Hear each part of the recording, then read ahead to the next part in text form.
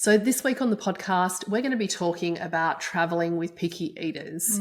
I know for myself, when my kids have gone through picky eating phases throughout their development, one of the key motivators for me in pursuing their picky eating habits, oh, bless you, pursuing with helping them to become food lovers was that my husband and I love eating out and we love going on holidays that include kind of food adventures. So it was a real motivator for me to work through those picky eating phases because I wanted to make sure that my kids could also enjoy those food experiences and kind of share them with us.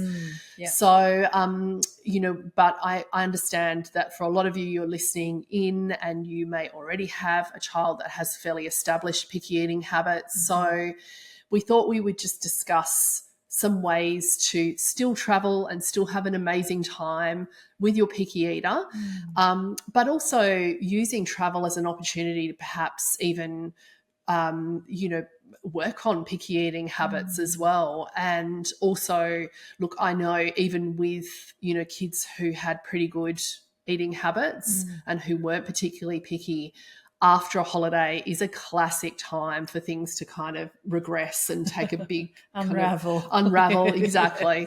And I know in clinical practice when I was, consulting with parents who had picky eaters, they'd often tell me that the picky eating habits really escalated or they really kind of developed after a holiday. And there's good reason as to why this occurs, which we're going to touch on. So we're going to break this podcast down into 3 parts. We're going to talk about preparing for a trip, what you can do beforehand, before you head off on your holiday, what you can do during your holiday to support your picky eater, and then most importantly, what you need to do when you get home to reset and to get things back on track and ensure that your child doesn't regress even further and develop even, more picky eating habits as a result of that holiday. So let's start with preparing for the trip. There's a lot of things, isn't there, that we can do before a trip? So many things you can do before a trip, especially if you're going to another culture where they speak a different language, where the food is going to be really different. Something really helpful for all kids, and especially if your kids are neurodiverse, is to start to introduce them and educate them about where you're going, like 6 weeks to 2 months before you go. So maybe you can show them photos, or maybe you can watch movies that are kind of related to that culture, so they start getting used to those faces, hearing that language. And you could start going to restaurants, so they start trying some of that food. So if you're going to Japan, you could try, sushi. Have a night out where you go to a Japanese restaurant or, like you said, even prepare that cuisine at home. Yes.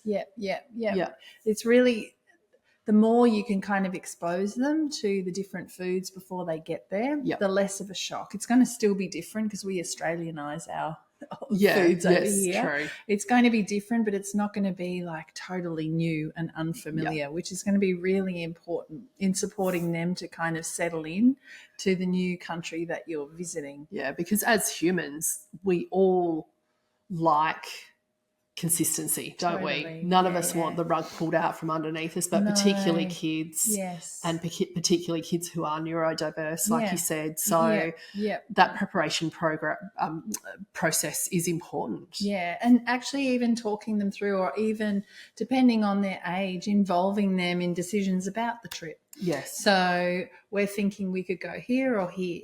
Here, this is what's going to happen, and here, this is what's going to happen. And again, showing them photos, but kind of giving them some agency and some choice. And so it's not a total surprise when you arrive there. You'll also want to kind of give them a bit of a heads up around travel, like the time that they're going to be on the plane and what happens on a plane, and even that you're going to be waiting in lines and there's going to be a lot of people around you. Just as much information as you can give them as possible.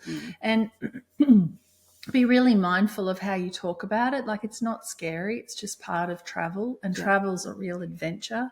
You know, to go to somewhere different and to learn from people in different cultures and to try different foods is an amazing privilege and opportunity. But that it is new and that it is a lot for us when we first arrive there. So I would really kind of give them all that information before you kind of go. And but also share your enthusiasm about the trip. Totally, because it's so exciting to travel. But just giving them info, so it's not this massive shock. And we've got to remember, as adults, we've got more capacity to deal with being in new places. Being pushed outside of time zones and things like that can be really challenging for a small body. Huge. So beforehand too, I think something really important to consider is that you're and I know this is in a perfect world scenario, but they're well rested. They so maybe that week before you're really thinking about rest. Not too much stimulate, just so they're as strong and robust as they can be for what their little bodies are going to go through just with the plane flight. But even as a parent, like, it can be stressful getting everything prepared leading up to a trip as well. So how do we what can we do? Because, you know, you talk a lot about a child's nervous system feeding off the adult's nervous system. So if mum and dad are heading into the trip, you know, trying to wrap up tasks with work and, you know, trying to get everything packed up and all the things that you have to organise before you go on holiday, you know, who's looking after the pets, you know, whatever it is, it can be stressful. So also, how do we mitigate that they're going to feed off of our nervous systems being perhaps, you know, a bit rattled before we head off? I think be transparent. So really talk to your kids about, man, I'm excited and there's a lot to do. So I might seem a little distracted or I might be a little stressed. And this is why. So I'm really excited about going on our holiday, but I've got to kind of make sure work's up to date and make sure all our animals are cared for. And I'm wanting to make sure packed everything. That when we get there, that everything's kind of as organised as it can. So I think transparency with kids is really important. So what they're feeling and what you're saying matches. That really helps them kind of go, oh, okay, I'm feeling this and mum's saying that and that matches up. So it kind of helps something in them settle rather than you kind of being a little unhinged because you're trying to get everything ready to travel. But saying, I'm fine, I'm excited, which you will be excited, but it's also kind of putting in the... So again, communication is just that open lines of honest communication is so important. Congruence is massive. So what you're doing and saying match what you're feeling. And what they're seeing, you feel. Okay, so I think we've covered before the trip. Yes, I agree. As soon as you arrive, what are some tips that you have for when we arrive in this new country or, holiday destination?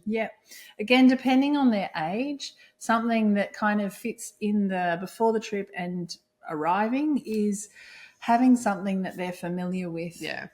So whether it's a book that you read every night that they can just take with them, or maybe they've got a toy or a comforter. So they just have that thing that links back to home, that they can kind of, that is familiar, that they can, when they're feeling overwhelmed, you can start reading that book. Or we had my kids had a trunkie. I don't know if you know what the trunkies are. They're like a little plastic suitcase. They don't fit a lot in it, but when you're actually going through airports, they can either pull them along, lead them along like a dog, or they can actually sit on them as well, which is great for them resting. But I used to say to them, you know, you can fill your trunkie with whatever you want. So they got to pick whatever they wanted. So whatever book, you know, their toys, whatever. It didn't have a lot of space, which was great because otherwise you end up with half the toy cupboard in your suitcase. But it gave them, again, agency over travelling and choosing what it was that they wanted. And something familiar. Plus it was just a nice distraction. You can also lead them along on it. So if they're tired, they can just sit on it and you just pull them along. And it's kind of like even when you're on holiday, they used to scream around the apartment or wherever we were on their trunkies and have races and all sorts of things. So, I found that really, really handy. Yeah, yeah. Something else as soon as you arrive is allowing time for them to actually adjust. Yeah, great. So too. it may mean that you've got to slow down that first day or two. Yeah. It's easy to forget. I remember I used to forget all the time that my kids needed more time. Yeah. So they needed more sleep. They needed to go at a slower pace. Yeah. Because it's tempting to hit the ground running, isn't it? 100%. Because you have this little window to experience a culture or a country or a holiday, and you want to make the most out of it. Yeah, definitely. But that extra day of rest can just set you up for a much more enjoyable holiday. I think in the so. long term. Yeah, definitely. And especially with if you're wanting your kids to eat and explore things, it's doing it, just going really slow in that first day or two, making sure you've got enough rest. Making sure they're getting those regular meal times, because it's easy to skip meals when you're traveling. Oh, absolutely. I can really relate to, just literally, getting caught up in doing something, and then all of a sudden I can see my kids spiraling into that kind of hangry phase, and then rushing to find something to feed them, which it's better if you can, like you said, have those regular routine meals so that okay, it's almost 12 o'clock, we need to stop, we need to find somewhere for lunch. I also have been caught out quite a few times without getting stuck in like planes delayed or being in a car or a bus and getting caught in traffic. And my kids again venturing into that kind of hangry territory, which, look, we discuss delayed gratification and how there are actually things that kids can learn from those situations. It's just very uncomfortable. It is uncomfortable, isn't it? Yeah, so it's not the end of the day. Like you can only do what you can do. Absolutely. And that's I can remember saying to my kids being stuck, on a highway and we'd run out of food and they were screeching at me for food. And it's like, well, what do you want me to do? There's nowhere for us to stop and buy food. We can't stop. We're stuck on a highway. So we're all going to have to learn to be hungry, and we'll get food as soon as we can. Yeah, totally. And they learn, like you said, they become more resilient. Yeah, because that's life. Yeah, it doesn't make you a bad, unorganised parent. No, it's just the nature of travel. Yeah. Something else that can be really helpful is to, and especially if your child is neurodiverse, is to let them know what's happening a day ahead if you can. And again, sometimes that's possible and sometimes it's not. But I think that's part of the excitement of a holiday actually, is to plan and discuss, like, tomorrow we're doing this, like we're going to this place I agree. But really important. So again, they kind of know what's coming. They can prepare themselves for it. Yeah. So I don't know if I've already said this, but matching their pace is really important. Yeah. So knowing that even beyond those first 2 days, maybe you and your adult partner could have jammed all this stuff into a day, but when you've got a child, you've got to really consider they are not going to be able to tolerate the same pace. And kind of taking them through that, your pace will stretch them and can lead to tantrums and them not being able to eat because they're so anxious. So it's kind of really being mindful of their pace, their nervous system, how being in a new country is amazing, but it's a lot. Yeah. I think also, when you sit down at a restaurant or a cafe and, your kids are presented with new food, even you may be a bit like, oh, I'm not always completely accepting of new foods. I'm getting better, but when I was younger, I wasn't at all.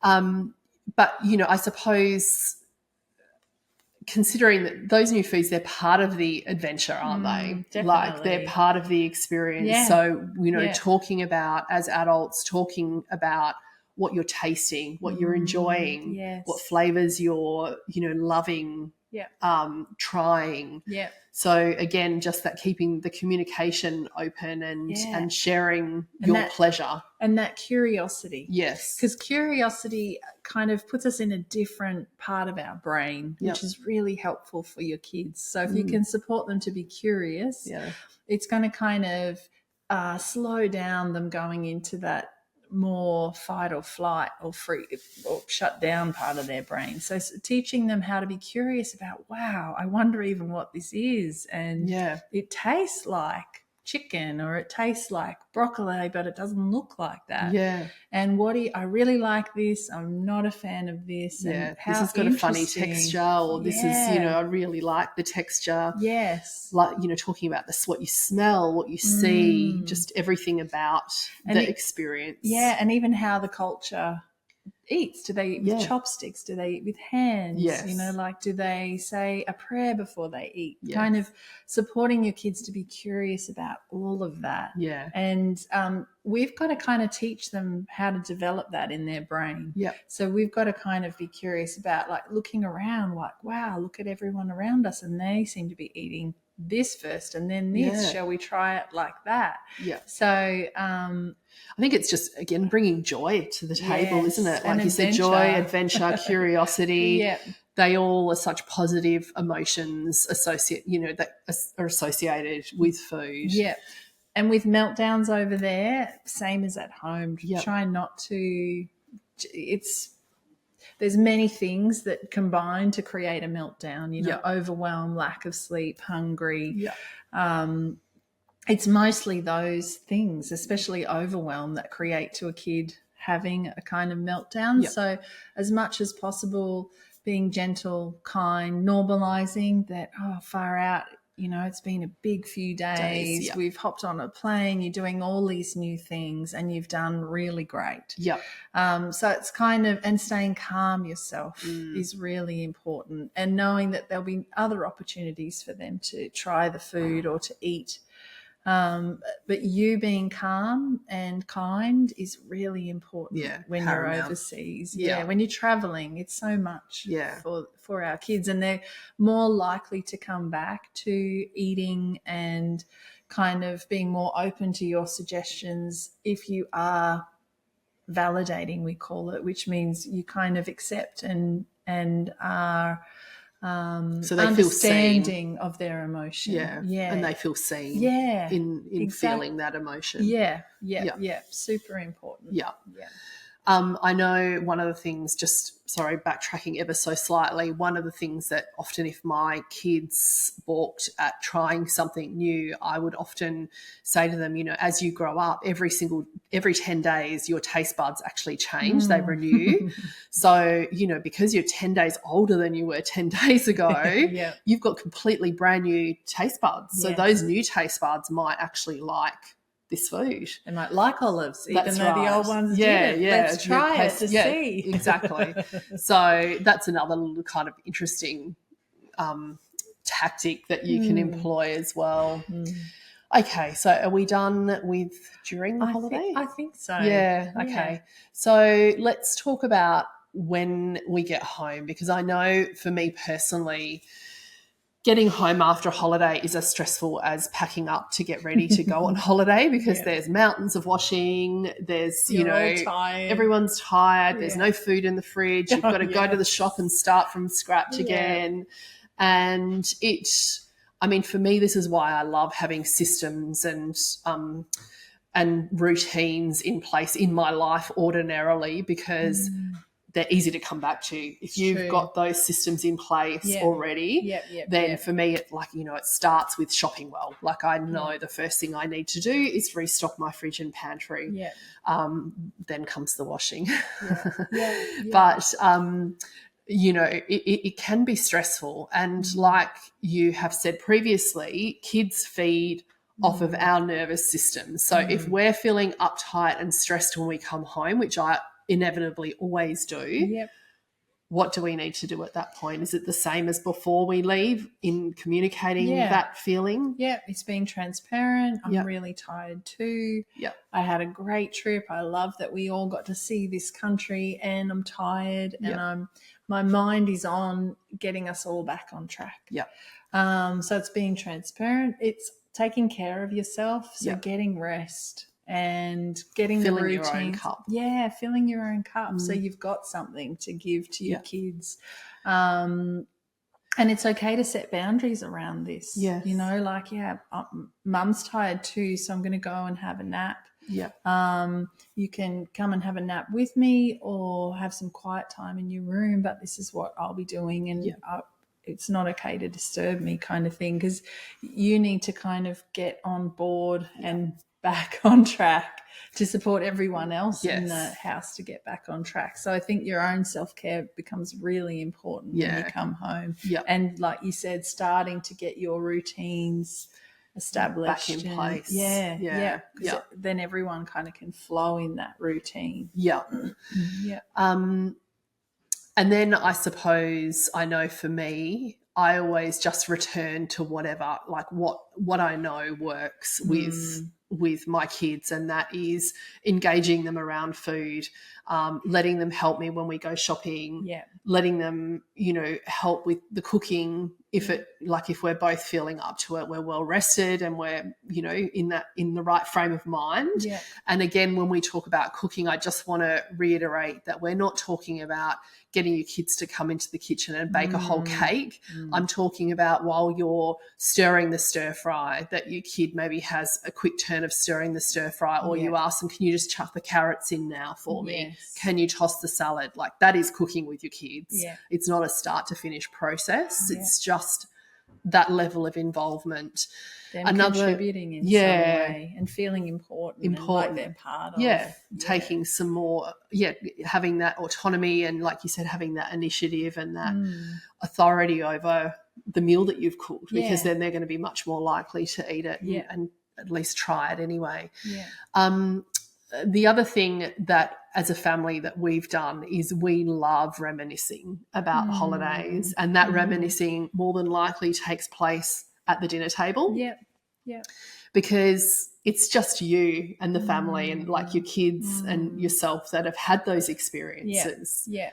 So, your kids might talk to their friends. Yes. And they're not going to be as excited, are they? No. Well, this is where it gets hard for kids. Hey, Yeah. they've had this amazing experience. They've experienced a new culture and new foods, and they're excited because generally you're all excited. Yes. And they go back to school, and the other kids are like, "Oh yeah, whatever." They Yeah. kind of a bit dismissive, which can be a little bit hard for your kids, because they're coming back with all this new way of seeing the world. And so I think it is really important as a family to kind of keep celebrating and remembering memories you made when you travelled. Yep. I think travel's amazing for that connection and belonging in a family, because you kind of, again, you might be eating something that is nothing to do with your holiday at the table, but just that conversation around the experiences that you've had, the food that you've had. Yeah. I'm not sure if I've spoken about this on the podcast. I know it's something that we talk about in our program, Raising Well-Nourished Kids. We talk about lots of different strategies and workarounds, and one of the things that in my family my kids absolutely loved was called the buzzer game, which we played at dinner time. And basically it's something my husband's great at coming up with games. I can't take credit for this at all. Yeah. But if ever things were kind of starting to unravel at the dinner table, or if, the kids were a bit cranky, then we would play the buzzer game. So basically it works that we would actually talk about the holiday that we'd just had, and my husband would ask questions and the kids had to remember. So it was like a recall game, I suppose. Yeah. The kids had to remember what had happened. So it might be, okay, the first time we arrived in this country, what was the first meal we had? And then the kids would slap the table. They've got the buzzer, hit the buzzer, and then they're quite competitive. They would take turns in guessing, what the first meal we had, the first night we arrived was, or whatever. That's the gist of the game. Yeah. And it was popular right throughout their childhood. Even sometimes now that's what makes up memories. It is, like travel and experiences you had together. And what about when we missed that bus, or what about when Dad did this, totally, or Mum did this? Absolutely, yeah. What did Mum say when this happened? And it might not even be about food, the buzzer game, but it was always just a great way for us to connect and get through a meal without any drama anyway. And celebrate your experience. Absolutely. Yeah, absolutely. The last part that I just wanted to mention was just when it's not uncommon for holidays to be a great disruptor.